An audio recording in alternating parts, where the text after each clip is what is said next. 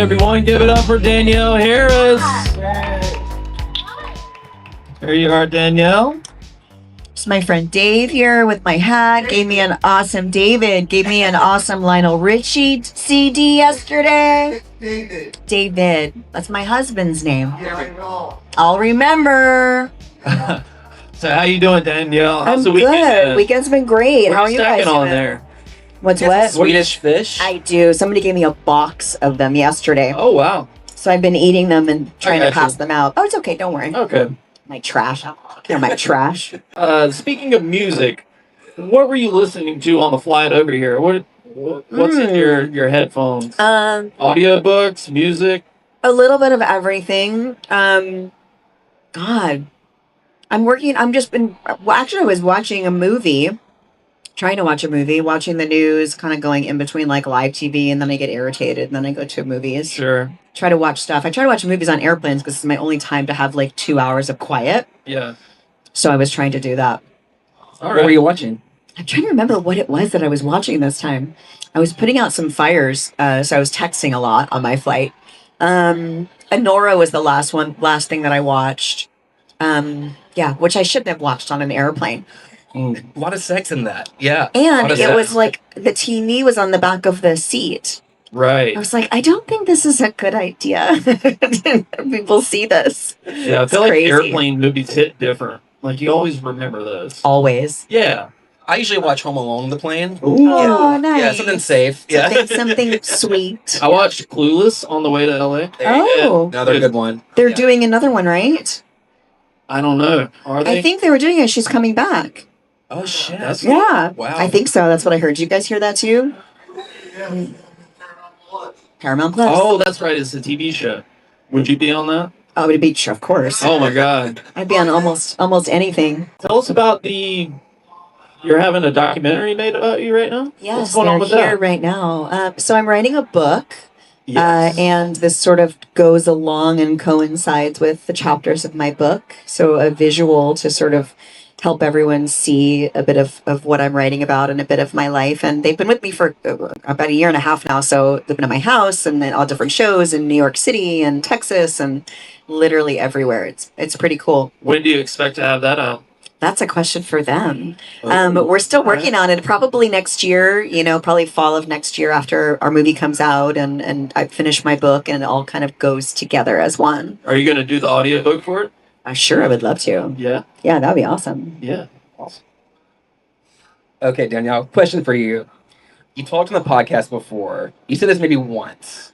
That if there was ever a Housewives of Horror reality show that you would so be down for that. So down for it. I love trash TV. Oh, same. So what's your favorite franchise first? Real Housewives. Of what? Well, Salt Lake is pretty damn good, I have to Okay. say. I'm usually like Orange County, Beverly Hills. Those are kind of my two. I used to like New York. I don't like the new girls.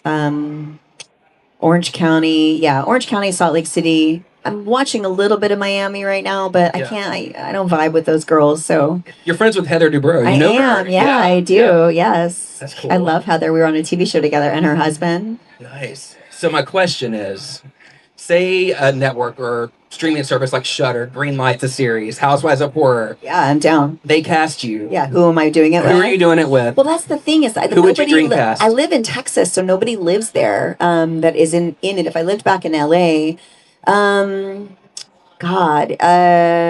Dreamcast. Well, I mean, I'd want my friends, so like Tiffany Shepis and Serena Vincent and maybe Scout. I mean, Would Scout do it? You think she would do it? I don't know, but it's scary because it ends up breaking up marriages, I feel like, so like I feel like people get divorced when they're on those shows, so I'm a little bit scared to do something like that, and I don't want it to affect my personal life. Sure, yeah. I'd love to see you do it though. I think that'd be so That would cool. be really fun. Yeah. I know. Well, you never know. So tell us about Last Chance Motel. This is your first time directing along with Scout. So Yeah, my first time directing with Scout. We started it. She came up with the idea and had a writer write the script, and then I took it with my friends and we elevated it and changed some stuff to fit what our vibe, what we were thinking to do together. And we have Heather Langenkamp is our lead, Bobby Love. And it's a very sort of Texas Chainsaw, Rob Zombie vibe, but funny and a bit out there and weird and extreme. And she and I play lovers. We're getting married to each other in it. And we go to this desolate place. She came up with the idea because she was looking for a wedding venue for herself and was finding these sort of remote places where they would kind of drop you off and leave. And like, this is kind of where you're going to be. And she was like, this is kind of a horror movie. This is kind of creepy. They just drop you off and then like shit happens when they're there. Because weddings make people kind of crazy anyway. So that's the idea behind it, is that we go to this place that she takes me to, and then a lot of bad things happen to us and my wedding party. Yeah, when is that expecting to come out? Tomorrow and Tuesday is the last day of our sound mix, and we're done. So now we just have to sell it and be done with it. We're going to premiere at New York City Horror Film Festival. That's going to be our home premiere. It's, where I'm from, New York. So it'd be nice to have all my friends come and be able to celebrate that with me. All right, awesome. What were some of the biggest challenges you found directing? What were the everything? Yeah, everything. Everything. Yeah. Time, money, people, schedules. We did it right before Christmas. We actually wrapped like Christmas Eve. It's things are done fast nowadays. We shot it in 11 days, and it's a lot of work. You have practical effects and stunts and things that don't go right, and you have to fix and figure out, and things don't go as planned, or something takes longer, or just shit happens.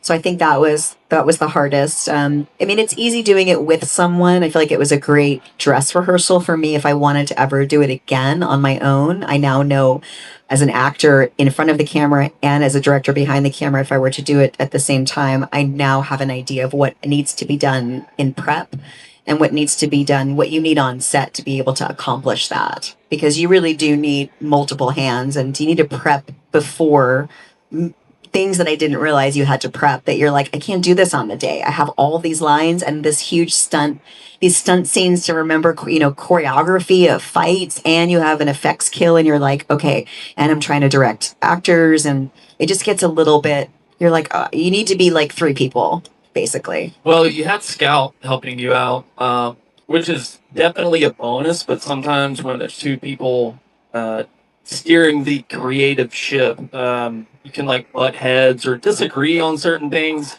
Were there any times where you guys, I don't know, couldn't quite settle on a direction or something, or? Yeah, of course. Yeah. The good thing about Scout and I is that creatively we're always on the same page. Right. Like we never like tomorrow I'm doing the mix and she's like, I'll just sign off on whatever Danielle wants. Like I don't even have to see it. I just trust that she's got it. So as long as we had the visual and the idea, and it was like, yes, we're both on the same page with what we're looking for. The other little things, we both know horror so well that we know like that's better than that, or can we cut to that, or that doesn't look right, let's get out of that. It was more, I think, stressful for her on the day. We work differently. I work at a little bit of a slower, more specific pace, and she's a little bit younger and more agile than me, so she can run around and get a million things done. And so it was a little bit of me trying to play catch up with how quick she was moving. And she works more than I do in front of the camera over the last couple of years. So there's new technologies and new things and new ways of doing things that is a little bit harder for me to understand the technical aspects of it. So she really took care of that stuff, like where cameras go and how we're doing this and what we need to do to get that stuff. I was more about story, character, visual, like this needs to make sense here and let's add this here. But wait a minute, this is the first time he's seeing her dead. We need to make sure we get that shot of him realizing what's going on. Like, so it was more about story and driving from a visual standpoint, where she was more about, we have to get this, and then, okay, cool, let's move on. It's like, wait, we didn't get something that was really important. Yeah. So it was nice to kind of have both of us there to get it done. Do you know who's going to release it? I do not know yet, but there's really only like a couple of usual suspects that'll probably end up buying it. It'll probably be an AMC Shudder sort of thing. I saw the trailer last night at the Talk Scary to Me Live, and it looked so fun. It's really, it's Yeah. a fun Yeah. ride. Like, I can't do a horror movie that's intense No. and Yeah. and heavy and, you know, dark. And this is fucked up. Don't get me wrong, but it's fun, fucked up. It looks like you sprinkle some comedy in there. For sure. So There has to be humor. Otherwise, I can't. Exactly. So would you kind of consider it maybe like a comedy horror Oh, yeah. of sorts? For sure. Yeah. I mean, it's a little ridiculous. Like, Yeah. there's some, like, there's ridiculous parts in it, which is good because then it sells it if it doesn't look quite right, or like it has to be a fun ride. Nobody, times are so heavy right now. Nobody wants to go. I mean, there's a lot of those movies. I'm not into making some like hardcore indie, you know, torture deep. Like I can't. Yeah, I can't. Like live. some A24 stuff. I mean, I love it. I'd love to be in it as an actor because then I can be done with it when I leave set. But to carry that as a director for a year and have to edit and do press forward and live with that for so long, I'm not really interested. Makes sense. Yeah. So what are some of your favorite things about directing, though? Like, that you remember? We talked about the Telling challenges. people What are some what of the to favorite? do? No, I actually don't like telling people what to do. Scout does. I don't. It's just the creative process. You know, I really love posts. I love seeing color change, the style, you know, different sound. Like we picked some crazy, our composer and I worked on some really interesting sound design for the movie and song choices, and it sets the tone. So I really like playing around with that and kind of seeing, you know, how things fit and change. But I also love like decorating and makeup and like, so I like to kind of see things put together, the creative part of it. And know that the movie magic really happens after the movie's done. It really makes a huge difference. I love the editing process. I love the little intricacy. What's that word? That sounds right. Yeah. Intricacies. I'm usually good with words. Oh my God! Someone tell me how to say this word. Intricacies. Intricacies. Thank you. Yeah. Intricacies. That's a hard word to It's a say. tricky one. It's tricky. Intricacies of making a movie. So you talked about watching Nora on the plane, and that won, you know, Best Picture last year. So can I nerd out about movies with you just real quick? Yeah, sure. So have you seen the videos on TikTok, like the Letterboxd top 4? I am stuff? not on TikTok. Not TikTok. I'm sorry, Instagram. Okay. Instagram. Yes. Letterboxd top 4. Have you seen any of those videos? No. Okay. Well, Letterboxd is like an app where you log the movies that you watch, but they'll go around on red carpets and walk into people and say, "What's your top 4?" You know. Oh, okay. So if you could lock in like your top 4 all-time favorites, horror or non-horror, what would it be? It's all going to be non-horror. Yeah, sure. Like my comfort movies, like my oh yay, that's all I want to watch that. Oh God. Well, like the Goonies. You know, Goonies comes on. I'm like, oh yay, awesome. You know, AMC or whatever on a Sunday at 4:00. I'm like, awesome. I'm gonna watch this and take a nap, get up and make dinner. Like that's my perfect day. I love anything I can fall asleep to. You know, anything with like, I don't know, Meg Ryan or Tay Leone, or I love Family Man. Love that movie. I don't even know why I love that movie so much. When Harry Met Sally, like one of their lines was in my wedding vows. I like really simple rom-com 90s stuff is kind of my jam. I do too. That's totally Love fine. that stuff. Yeah, They don't make those good movies anymore, you know? they don't. 27 Dresses, 51st Dates, Can't Buy Me Love. That's a great one. Patrick Dempsey movies. Oh, yeah, all of those. I'm like you guys. I watch those movies and I see forever those actors will be that age. Forever. And then when I see them in something else, I'm like I saw Holly Hunter in a movie on TV this morning, and I was like, oh, shit. Like it took me by surprise, you know, and all these women, it's really weird. I'm noticing all these women are as they're aging, and I feel it too at my age, you know, looking different. Everyone's got their hair in their face. What the fuck is that? What's that about? They don't want people to see that they're getting old. You know, like Nicole Kidman's the worst with that. Like everyone, you can only see like this part of their face. They keep their hair, like their haircuts are different, or they're cutting bangs, or like, I don't know what's happening. I need to start doing that. Yes. Yeah. You look great, Derrick. Thank you. I get it. Aging in Hollywood's hard. You know, it's difficult. I saw Last movie I saw on the plane, aside from Menorah, was the Last Showgirl I watched on the plane. I loved Love it. that. I thought Loved that was it. Jamie incredible. Lee was amazing. Pamela was amazing. I love a good comeback. The hair in the face thing sounds like a pet peeve. Do you have any other ones whenever you're watching a movie? Like, oh Oh god, God, I like a have so trope many. or something? I mean, for myself, I can't stand my eyebrows. That's always annoyed the fuck out of me. I have one eyebrow that's crazy, and then I do Botox to calm it down, and then the one droops and it doesn't move. I'm like, oh my God, I can't figure this out. Um, let's see. Yeah, so I watched Freakier Friday in the theater. Oh, what'd you think? I didn't love it. Yeah. I thought it was okay. Of course, I love the original. Of course, it's like what everybody says. They're not trying to remake it. I thought it was cute. Lindsay looks freaking great. I mean, that's like the new thing. I don't know how much those facelifts cost, but they're worth it. Chris, Kardashian, like whoever they're using for whatever that new thing is like, I don't know what it is, but it's really good. But then you're like, well, how do these other movie stars that have more money get such crappy ones? Like, why does Meg Ryan look like that? Why does Nicole Kidman look like that? Like, they have a lot of money. Why does Meg Ryan look like that? I don't know. Maybe it was like earlier on before the technology and medical procedures got like as good as they are. I don't know. Pet peeves. Okay, so Freakier Friday, one of the things that bothered me was actors tend to like ad lib and want to be funny. There were a lot of like things I could tell that were tags to the end of a scene that an actor decided to improvise to be funny, and the director kept them in.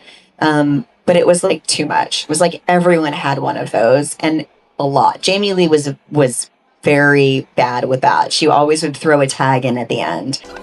Why? Why do I have to pee again?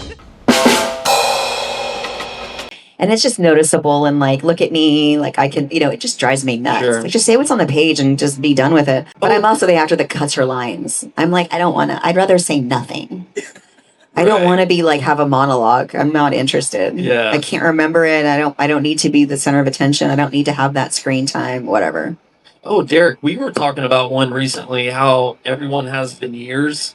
Like in the 90s, people just had normal teeth. Yeah, now everybody. Yeah. Everyone has fake teeth now. And No one's they're teeth big look and right. white Huge. and weird Yeah. and yucky. I know. It's very strange. If somebody's teeth are too white, I don't trust them. It's too much. Something about it. It's like the Grizzlies, like, I know. it's Listen, insane. I have veneers. I've had them since I'm 20. Yours look very Yours look natural. Because very I had them when I'm 20. I'd like, they're not and I didn't Yeah. choose, like, I want the color of that table tea. Yeah. All my teeth were always kind of fucked up. And then, like, my pediatric dentist did them, but it's like, I don't know, do the bottom. My teeth are always straight, but it's, just wanting to have that little something before it was cool. I don't think anybody knew what they were back then. Nobody. I just think no one looks real anymore, is what I think. No, they don't. Everybody looks iPhone weird and face. fake. That's the term, iPhone face. iPhone face. iPhone face? Like, these people didn't exist before the time of iPhones. Oh. These people didn't exist in the 1800s. Right. I don't know if that makes sense, but I don't know. You told me the term iPhone face. It just makes sense. iPhone face. It's true. Okay, we have a rapid fire segment. Let's do it. So I got like 10 questions. Just don't think, just answer. Here we go. You down? Yeah, sure. All right. Which of your movies had the longest nights of filming? What was the most physical one? Wait, say it again? Which movie of yours was the most physically demanding to get through? Hatchet 2. Hatchet 2. Okay. Which movie do fans bring up the most at conventions? Which movie is it what? Do fans bring up the most? Oh, at Halloween convention? 4. Halloween 4. For sure. I Okay. figured that's what it was. Yeah, of course. Yeah. Which one? Or Wish Upon a Star is a big one. And Don't Tell Mom. This 2 is coming out. Ooh. Yes, they did. And I was in it too. You did have a cameo. I have a little cameo. Which one had the most on-set drama? Ooh. Spicy. Ooh. Doesn't have to be your drama. Could just be like, oh wow, Drama you witnessed, That happened. Last Chance Motel. Seriously? Oh, okay. That's some tea. Okay. I want to take a All right. pit stop. These are rapid fire. Here we go. Which one has your favorite performance? I really like my performance in Shiver. It's a good one. Hatchet 2, I like, Stakeland is underrated. It's a very simple performance, but I really like that movie. But I think, and then there's actually one that I did that it's just being finished now because there was an issue with the producer, who's in jail now, called Flesh. So that's just finished. It's not out yet, but my performance in that I thought was probably one of my best ever. So I'm hoping that gets to come out. I'm not just saying this because you're here, but your performance in Halloween 4 is like one of the best child actor Thank performances you. of all time. It was even, I think it was better in 5 actually, right? This guy. Listen, The movie wasn't as good. It was different, you know. I but love Halloween 5. Halloween My 5, favorite, like, yes. They is did you rewatching dirty that by stuff. making you mute. I feel like it's like, hey, one of the best child performances of all time. Here's an idea. Let's make her not be able to speak. But what she was able to do with so little dialogue, Yeah, was I was incredible. so happy to not have dialogue. Well, didn't you say before you're horrible at memorizing lines anyways? I don't like it. Yeah, so Like, for example, I had an audition last week that could have been something really good and totally different. It was for a regular on Young and the Restless, and I was like, that would be really interesting to go back to where I started. Like, I started my career on One Life to Live. Would you like to go play with Joey and Kevin and Jessica tonight? Yeah. All right. Great. And then you'll come home and go to bed, and when you wake up, Santa will have come with your presents. What do you want him to bring you? A bike and mommy. One of my best friends is Kimberly McCullough. She's Robin on General Hospital for 8 million years. And I just have seen the amount of dialogue and the amount of work they have to do in a day. And I just can't do it.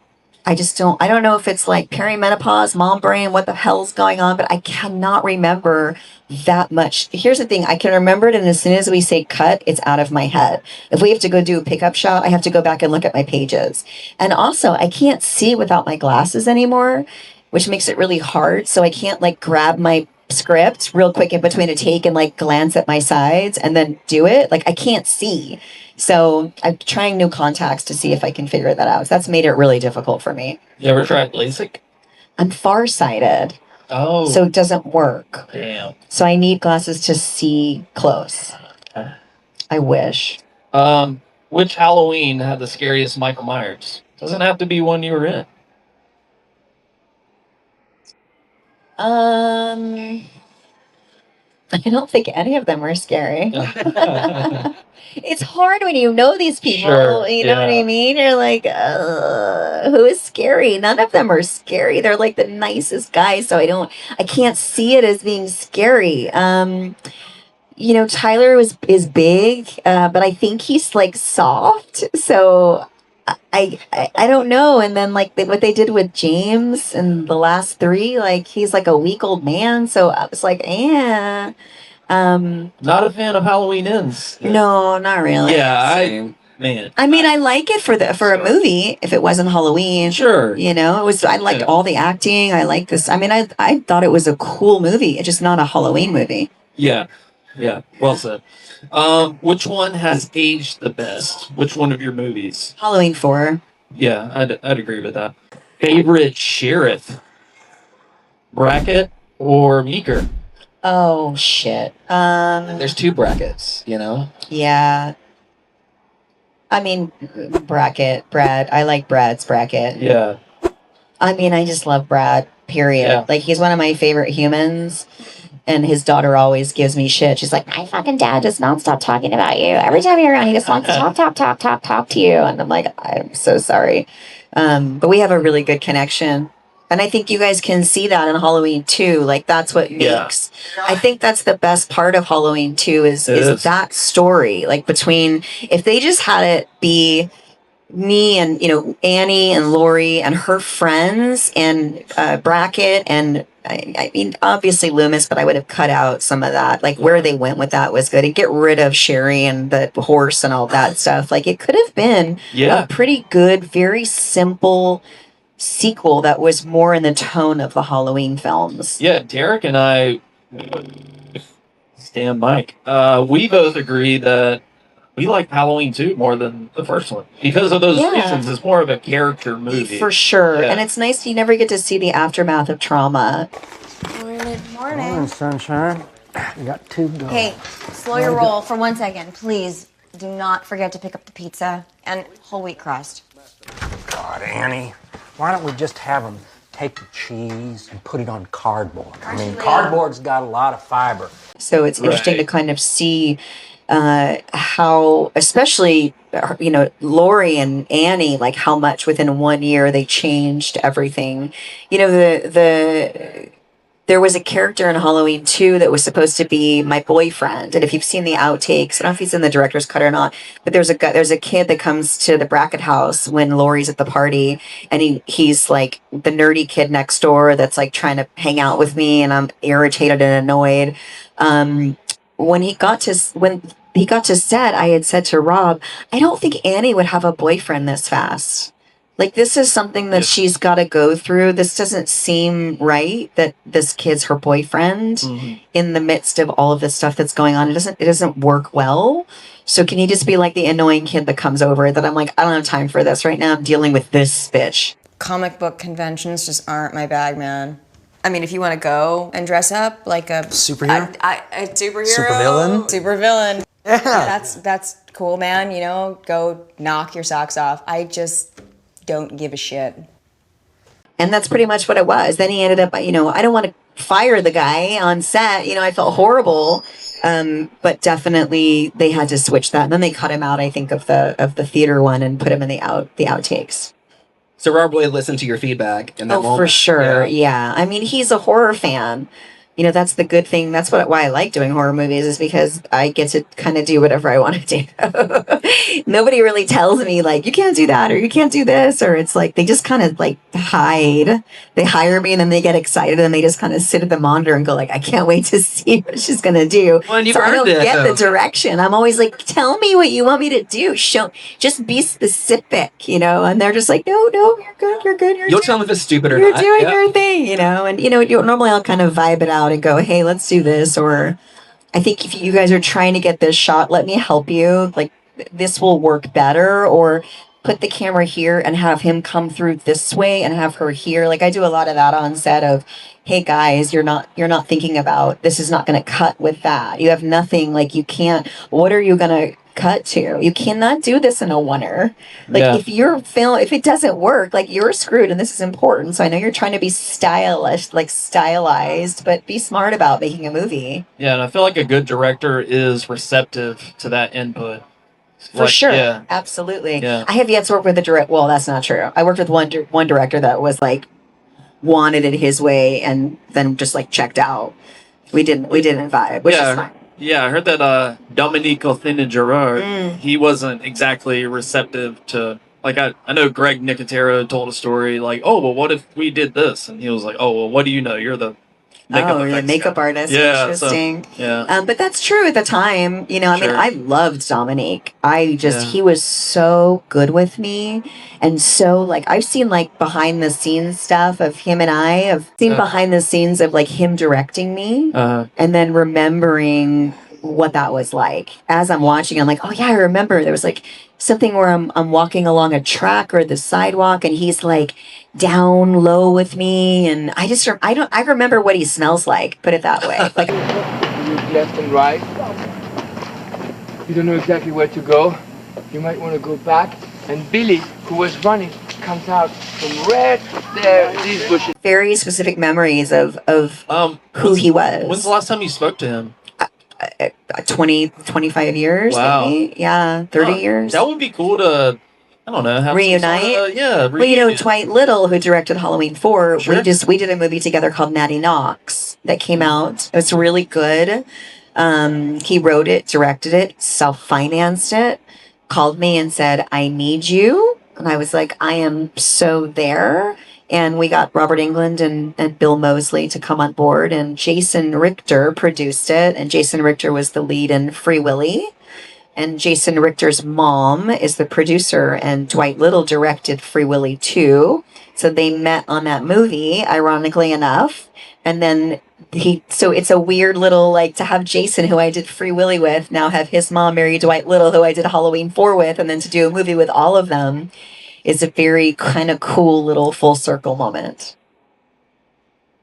Phil wants me to ask about Tina. Do you still talk to Wendy? I saw her. I loved Wendy. I saw her at the 40th, I think. She's an acupuncturist, holistic healer. She's great. I really loved her. I was very close to her, and her and Greg were like a thing at the time, so they were together for a while after. And when I would stay for the summers at Mustafa Akkad's house, because his daughter was one of my best friends growing up, and I lived in New York, so I'd come into LA for the summers and stay at their house. And Wendy and Greg would always come, like, pick me up, and we'd go to the movies and go eat and hang out and stuff. I wish she would do more cons. I was about to say that. Don't you stay the night? Oh, I'm sorry, I gotta run. Tina, please. Stay away, okay? You're really creepy filling that little girl with all that boogeyman crap. I think that they don't think anybody cares. You know what I mean? Like, This guy cares. I mean, obsessed People with Tina. love Tina. I know they love They Tina. love her. I have so recent. So Ellie Cornell was on our podcast, and she promised me that she would come do a show. She's like, okay, Heard I'll that, come do a yeah. show with you. And then I have emailed her so many times and Oh. texted her so many times, and she just is not. She's ghosted. She's just like, I just think she doesn't want to. Yeah. She just feels dumb, or I don't know. It's not that she feels like I don't want to do that. She's just like, I don't know. Yeah. Also, Sheriff Meeker, Bo Star. Like, I don't think he does cons. I would love to meet him. Yeah, I Yeah. loved Bo. He's great. Yeah. I guess there is something a little awkward about it at first. You met to, like, really talk them into. Yeah, if you don't know what this is and you're not comfortable in this, I understand why it would feel uncomfortable. Well, we are going to turn it over to some audience questions. If you have a question, raise your hand. Front row here. Are you still friends with Ellie Cornell? Yes, we were just talking about that. I would love for her to do conventions. She did an episode of our podcast. So if you want, actually, it's on YouTube. I have the whole video on YouTube. So you can watch us talk. It's the Talk Scary to Me podcast YouTube. When he murdered me. I know. It's a That very bastard. sad day for me. I do have to say, that moment when Brad Dourif finds your body, that's one of the greatest acting performances, like, in the series. I wasn't there for that. Seriously? He did that Wow. to nothing. That was so good. I said I came to set and said I'll be in there, and he said I can't have you in there. Oh. I cannot see you like that. I will just do it. It's too hard for me. So it was too hard for him to see me. He didn't need the visual. It would have stuck with him, which is something that I find often with actors that have to see bad things or do bad things to women. If they have daughters, it's very difficult for them, which I understand. It's like if I were to do something to a child in a movie, like I don't know if I could do that. I couldn't. As awesome of an acting opportunity as that would be to be Mommy Dearest, I don't think I could do that to a child, especially a child actor. When child actors they don't know how to disconnect. They don't understand this is acting, like your body doesn't know. And a lot of weird things are happening as they're sort of forming and growing. And I don't know, I'm very adamant on no child should have to kind of be put in those situations. Yes, I do know who Natalie Wood was. That's right. Yes, she did. She had a good death scene. Yes. Third row there. If you were going to give advice to your younger self, like 13, and you knew you wanted to direct and act in horror movies, what would you tell your younger self? Great question. It's a really good question. That's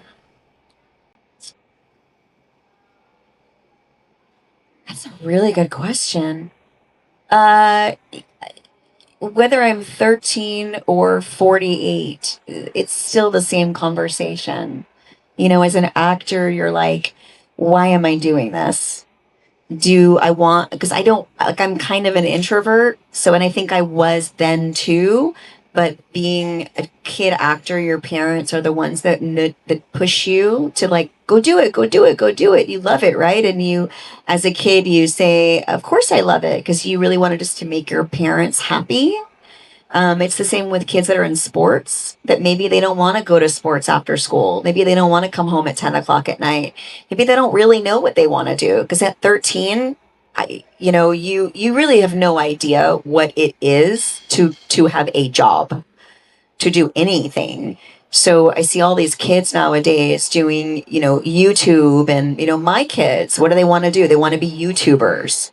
I'm like, abso-freaking-lutely not. You don't understand how hard that is. There's a respect for like the work that goes into that, but there's also tons and tons of abuse that happens without regulation of these things. So it's gotten better over time on set with children, but I think at 13, it's. I still love what I do, so it's like, but I still can't believe that I'm still trying to do it. Like my kids are like, they're so funny. Carter's like, you need to retire. He's 8. You need to retire. You've been working for 40 years, Mom. You need to retire. I'm like, I understand. You want me to be home. But I'm not, they say when you retire, it takes 7 years off your life. If you don't do anything. You keep working. So I think, I had a really good childhood. At the same time, the business sort of saved me from getting into trouble because I had the financial responsibilities of taking care of my family. So there was no opportunity for me, because of my personality, to mess that up, because it would have destroyed everything for us. So it's an enormous amount of responsibility, I think. I did this show, which is why I'm writing my book from all kind of these stories. I did this series when I was younger called Hollywood Lives for Disney.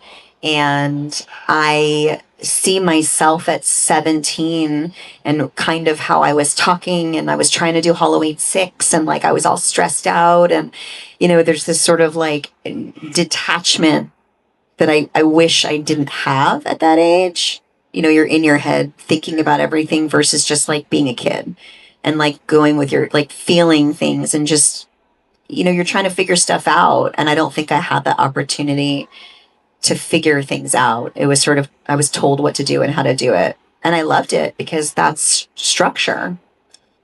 For a kid, like every kid needs structure. My kids, they know breakfast and lunch and dinner and when they go to school and when they take a bath and when they have sports, and like it's the same all the time. So there's safety in that. And I think I had that from being on set. But I think I just wish I would have been able to tell myself, like, don't have to worry about that stuff. Uh-oh. Speaking of kids. Jesus. Yeah, exactly. exactly. Stuff over. Go get them. Next question. I read somewhere you were supposed to play Bonnie in The Craft. Was that true? I screen tested for it, yes. Against Neve, right? That's Neve's role. Was she Bonnie? Okay, yes. So that bitch beat me out twice. I was so upset. I cried both times because of her. 3 times I've cried not getting a job. But The Craft was one of them because it was like a screen test at Sony. It was like a whole set and a production and wardrobe and makeup and like this whole thing. And it was a studio movie, and I was like, oh my God, this is a big deal. But before that, she'd beat me out for Party of 5. So I had gone to network 5 times for that show.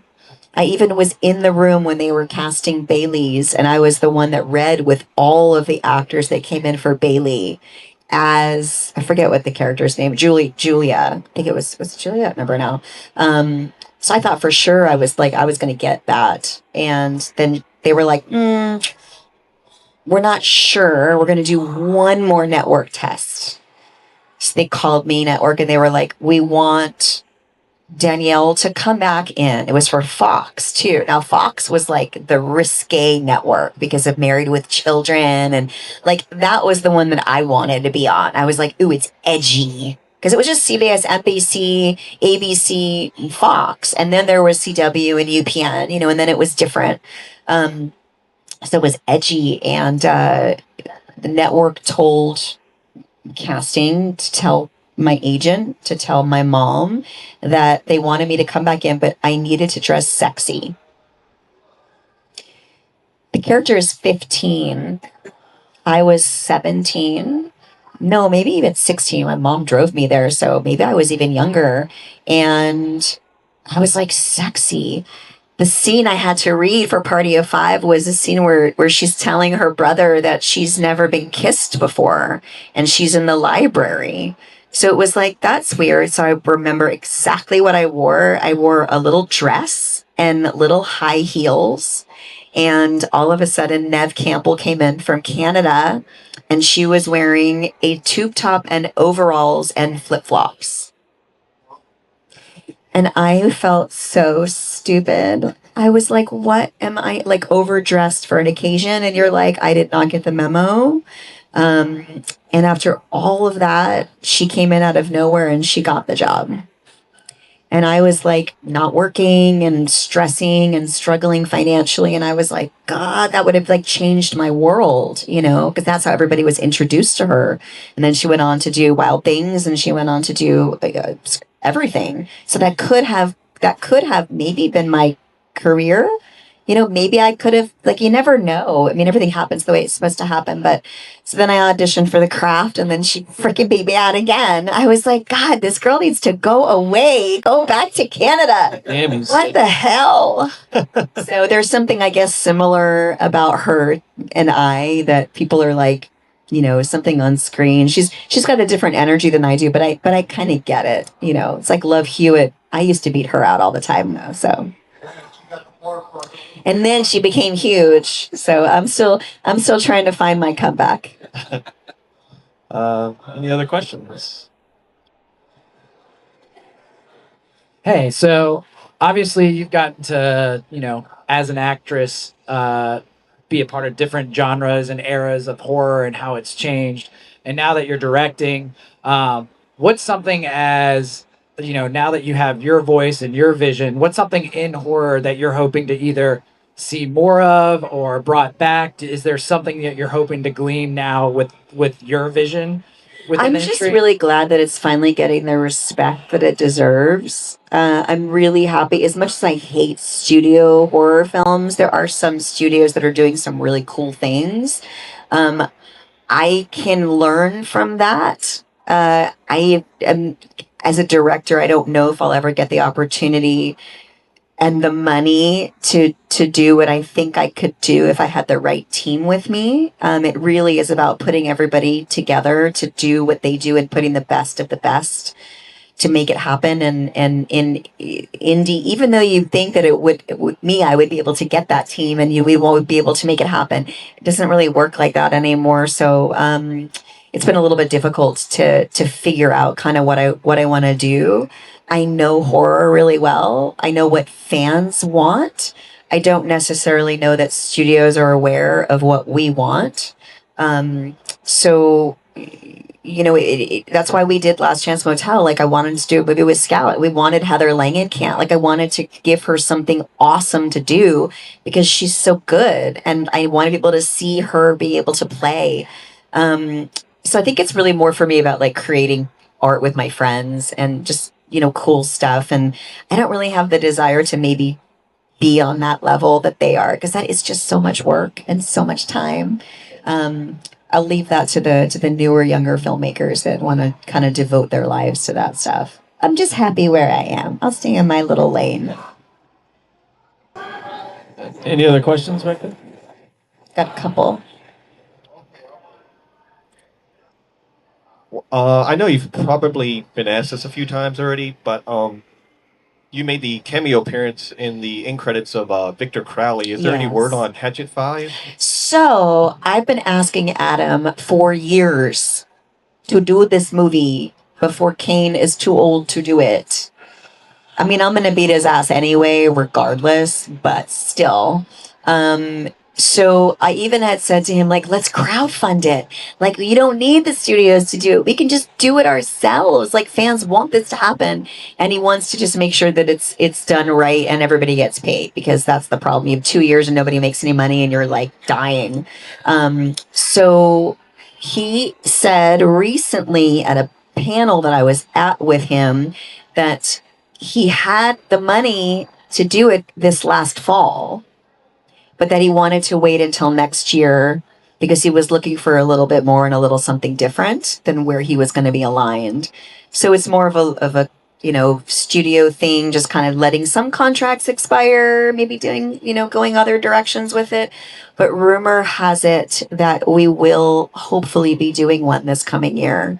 And I know that he had an idea for 2 more that coincide with one another. So maybe we'll get a chance to do 2 back to back. It's time. It's like a long, it's, God, 10 years since Victor Crowley. Yeah. Like, that's crazy. He sat down with me for breakfast. He didn't know that I was pregnant. He sat down with me for breakfast before he did Victor Crowley to tell me that he was going to do Victor Crowley and that it was a secret. And he told me the whole story. And then at the end, he told me that I wasn't in it. I was like, what the hell?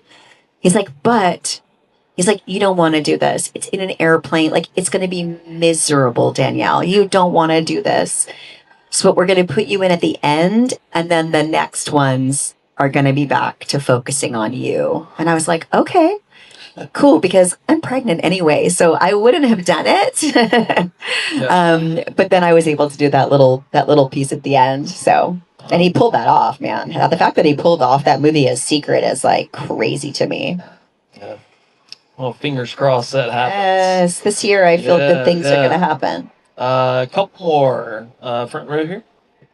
So, I turned 50 the day after you turned 48. Okay. Which led to a whole bunch of reflection and Yes. everything. Yes. What is left for Danielle Harris? The third act is left. So there's a lot of things, I think, and we're working on it. I'm finding myself by writing. I think it's time. There's a lot of really good things that have kind of been lining up for me last year, and there have been a lot of very, very heavy life-changing moments for me and my relationships across the board with a lot of people. And I think that it's like the last 10 years of my life have been really freaking hard. And I'm just ready for the next, like, everything has to balance. So I'm like, okay, hopefully that was the shittiest part of my life. And now I'm really ready for this next part. And I guess life is what you make it. I was looking at something inspirational today, and wait, let me see if I have it in my phone. I take pictures of everything because I can't freaking remember anything. Oh, my husband's texting me. My husband. How you doing, sexy? I was going to ask, does he have a question? And a picture of him with my little one having coffee. Oh. So, that's yeah. adorable. So let's see what I wrote. And I thought it, or what I found. I thought it was a really great quote to live by. The quote was something about, like, live the life you want to live. What does that look like? And I get it. Like, I don't know if you guys go through that, but when I see my kids outside, or they want to play, or they're playing ball, and they're like, Mom, come play with me. And you're like, okay, give me 5 minutes. Give me 10 minutes. I'm in the middle of doing this or doing this. Then you never get to it. It's like learning to go. I start setting alarms. So I'll say, Alexa, set a timer for 10 minutes. And in 10 minutes, I put my shit down and I go outside and I play with my kids. Or whatever it is you want to do. Have a glass of wine, talk to your husband, talk to your wife, talk to your partner, doing that stuff. So I don't know why this was interesting. So number 1, stop explaining yourself. It's a really good one, right? Toxic people feed on your explanations. They twist your words, poke holes in your logic, and bait you into defending yourself. The moment you stop justifying your boundaries is the moment you... Someone doesn't want me to say this. Sorry, I don't know why that keeps happening. It's me. Has it happened before here? It's I don't know. What You guys listen to my show. You know, I have this thing where like I mess up electronics wherever I go. That shit happens. It's been happening all. Okay, it's not just me. I'm trying to be cooler than I am. Start that one over. The moment you stop justifying your boundaries is the moment you start reclaiming your energy. Let your decisions speak. Silence is the answer. So that's important. You know, you want to like defend and talk, and you know, and people are not there to listen. So I think that's the best thing you can do is just do nothing. Well said. Too much energy. Yeah. Like, I don't need to tell you. I'm done. We will do one more question. Anyone else? You, sir, front row. Let us have it. I have a question for Danielle. Yes, sir. It's something I deal with. I'm mentally challenged. Uh-huh. My grandma passed away 2023 from COVID. Oh, I'm sorry. For a while, I was in a dark place. Didn't want to watch anything to do with horror for a while. And it was really getting to me. Then when I found out about you and Scout's podcast one day on YouTube, it really opened me up because I saw you guys don't just talk about horror. You talk a lot on there about mental health. Everything. And I never told nobody this. There was a lot of thoughts going in my head. I was thinking suicide and all kinds of crap. I was in a dark place because my grandma was my world. She's the one who introduced me to horror films. Yeah, she was my... I'm so sorry. Yeah, she was my rock. She's been gone for 3 years. August 17th was her birthday. She would have been 81. My grandma was my favorite person in my life. Yeah. And she passed away before I was able to have my kids. Yeah. And it's very, very sad. And I was talking about her this morning. Yeah. You know, about what I used to do with my grandma. I used to iron with her and do laundry and make dinner and all that stuff. I really am. I'm scared to death because I think, you know, when everybody's going to die, I'm going to be next. Well, death is inevitable. But don't be scared of death because you have to live your life. Yeah, that's what my character... Yeah, you have to enjoy yourself. Do things that make you happy, you know? I mean, I don't know if you ever heard the band, the Ramones. Of course. That's my favorite group. Great. Listen to your music, watch your movies, hang out with your mom, Well, my mom passed away, my biological mom. My mother and father were drug addicts. I lived with my grandma and my grandpa all my life. Nice. I lived with my grandma and my grandpa too, even though my mom was around. Yeah. They raised me too. Yeah. It was just, yeah. My dad's not the best person. I would say what he did, but it's children here, but he wasn't a good influence. Well, they're no longer around, so now you're in a better place. You're going to be okay. Yeah, and I love you. You're a beautiful person. Thank you so much. I love my CD. I can't wait to put it in my car. Yeah, yeah. And my kids listen to all of the music that I loved, and they're learning. And you know the reason why? Can I tell you something personal? Yeah. The reason why I love Lionel Richie so much is because that's one of my only memories I have with my dad. Is we would drive along the beach and he would play Lionel Richie. And my dad died when I was 7. So I only have like a few memories, and that is one. And it's one specific song that he sings. And that's why I love him so much.